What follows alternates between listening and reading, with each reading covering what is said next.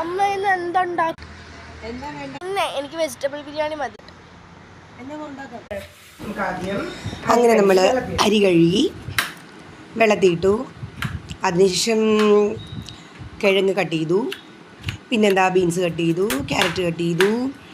പിന്നെ അതിനോടൊരു സബോള ഉണ്ടായിരുന്നു കേട്ടോ, അത് ഞാൻ വീഡിയോയിൽ കാണിച്ചിട്ടില്ല. തക്കാളി കട്ട് ചെയ്തു. അങ്ങനെ അതെല്ലാം കട്ട് ചെയ്ത് മാറ്റി വെച്ചു. പിന്നെ നമ്മൾ പൈനാപ്പിൾ എടുത്തു.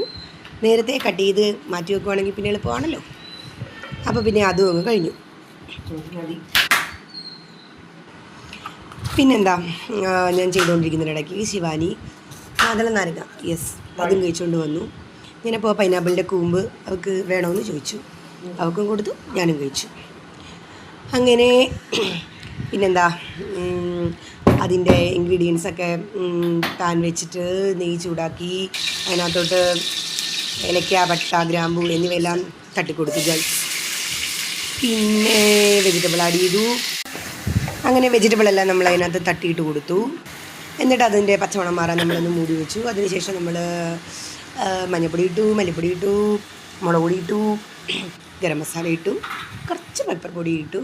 എന്നിട്ട് നല്ലപോലെ നമ്മളൊന്ന് മിക്സ് ചെയ്തിട്ട് കുറച്ച് കറിവേപ്പിലയും കൂടി ഇട്ടിട്ട് നമ്മളത് തട്ടി മൂടി വെച്ചു ഗൈസ്. അതിനുശേഷം അത് അതിൻ്റെ പച്ചമണം മാറിയപ്പോഴേക്കും നമ്മൾ 1.5 ഗ്ലാസ് അരിയാണ് വെച്ചത്. എന്നിട്ട് നമ്മൾ 4 ഗ്ലാസ് വെള്ളം ഒഴിച്ചു. അതിനുശേഷം കുറച്ച് നാരങ്ങയും പിഴിഞ്ഞൊഴിച്ചു. ആവശ്യത്തിന് ഉപ്പ് ഇട്ടിട്ട് നമ്മളത് മൂടി വെച്ചു. ആ സമയം കൊണ്ട് നമ്മൾ സബോള വറുത്തെടുത്തു. പിന്നെന്താ അണ്ടിപ്പരിപ്പ്, മുന്തിരിങ്ങ അതെല്ലാം വറുത്തെടുത്തു.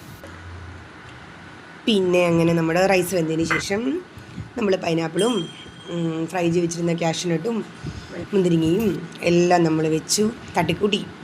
കുറച്ച് മല്ലിയിലയും കൂടെ വാരി വിതറി ഗൈസ്. എന്നിട്ട് നമ്മൾ സലാഡിനുള്ളത് നോക്കി. അതിനുശേഷം റൈസും സാലഡും പപ്പടവും വെച്ച് കാച്ചി. അപ്പോൾ ഡിയേഴ്സ്, നമ്മുടെ വീഡിയോ ഇഷ്ടപ്പെട്ടെങ്കിൽ ലൈക്ക് ചെയ്യണം, ഷെയർ ചെയ്യണം, സബ്സ്ക്രൈബ് ചെയ്യണം. അപ്പോൾ പുതിയൊരു വീഡിയോ വരെ ബൈ ബൈ.